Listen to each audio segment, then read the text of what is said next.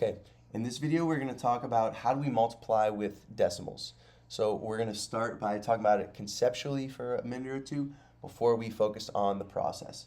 So here we have two whole numbers being multiplied together. 2 times 3 gives me an answer of 6. A reminder that the number 2 and the number 3, even if it's not shown, this is for any whole number, there's a decimal point right here. Right? It just means that there's nothing in all of these decimal place values. So we can think about 2 as 2.0 and 3 as 3.0. So what happens to our answer if I move my decimal point one spot to the left? So instead of 2, it's now 0.2 or 2/10 times 3. What's that going to get me? Well, let's think about it in terms of fractions. 2/10 times 3 over 1. 2 times 3 gives me 6. 10 times 1 gives me 10. So 6/10. So if I put my 6 in the tenths place, 0.6, right? This is the tenths place. Okay. Let's move this decimal one spot to the left. So now 0.2 times 0.3, or 2/10 times 3/10. So that's 2/10 times 3/10 gives me 6, and then 10 times 10 is 100. So that's like if I put my 6 in the hundredths place, 0.06. So what's the pattern here? Let's do one more just to be sure. 0.02 times 0.3, or 2 hundredths times 3/10. So 2 hundredths times 3/10. Well, 2 times 3 still gives me 6. 100 times 10 is 1,000. So now it's 6 thousandths. Or if I put the 6 in the thousandths place. Okay. So again, now let's focus on the process. What's the pattern here? I see two decimal values being multiplied. I'm going to ignore the decimals and just focus on the digits. I'm going to think of this as 2 times 3. So 2 times 3 gives me 6. Okay?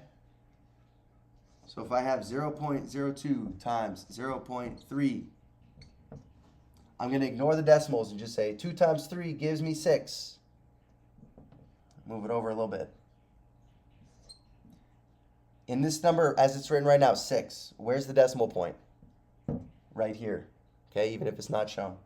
Now, after we just ignore the decimals and look at the digits, 2 times 3 is 6, now we're going to say, okay, between these two numbers, how many digits came after the decimal point? 1, 2, 3. So I move my decimal back 3 spots. 1, 2, 3. The decimal goes right here. What goes in the empty spaces? Placeholder zeros. So you see we get 6 hundredths, right? That works here as well. 2/10 times 3/10. Well, 2 times 3 is 6. How many spots do I need to move the decimal back? 2 spots. 1, 2.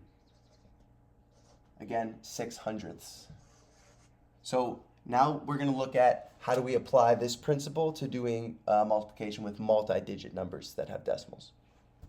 So let's take the example of 1 and 87 hundredths times 2 and 4 tenths. So we're going to set it up just like it was whole number multiplication. 187 times 24. So I won't set it up any differently, right? I'm pretending like the decimals aren't there. I'm writing them, but I'm pretending like they're not there. Notice that my place values are not lined up. Here's the ones place of this number. Here's the ones place of this number. That's okay, right? In addition and subtraction, we need to line up the decimal points. In multiplication, we do not need to line up the decimal points, and we're just going to ignore them right now and do it as if this is the problem we're doing. So 4 times 7, 28. 4 times 8 is 32. Plus 2 gives me 34.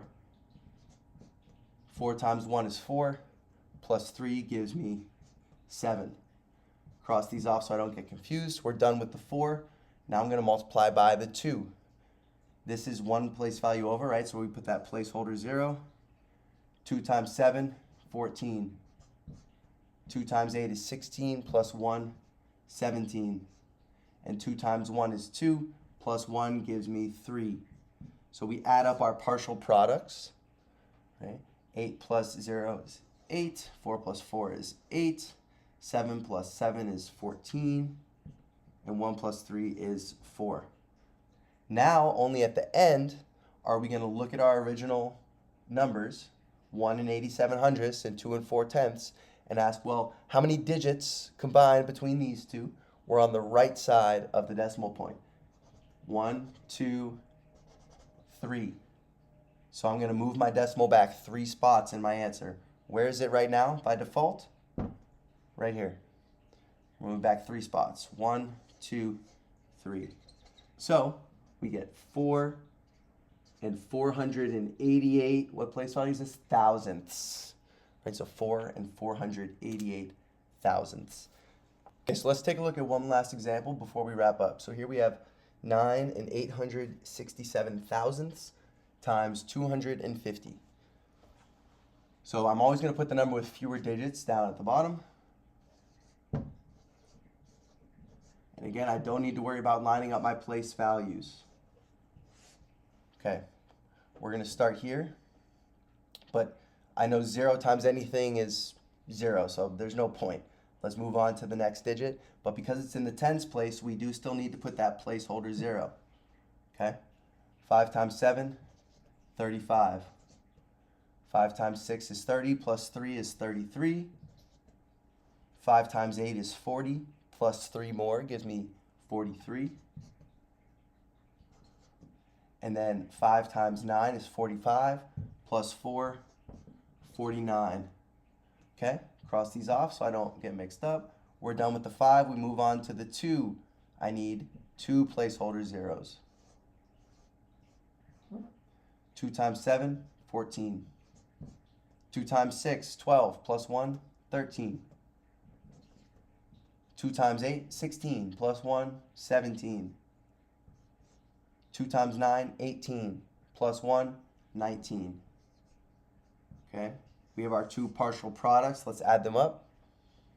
0, 5, 7, 6, 16, 14, 2.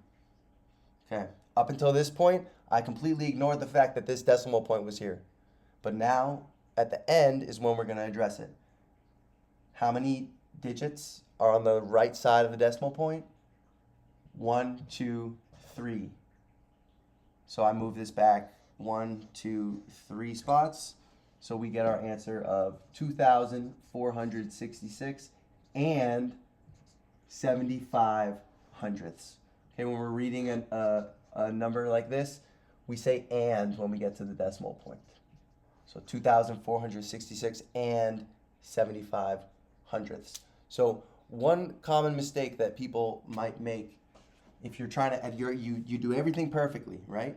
You're at this point here and you're trying to decide where does the decimal point go, and you're counting up your digits, right?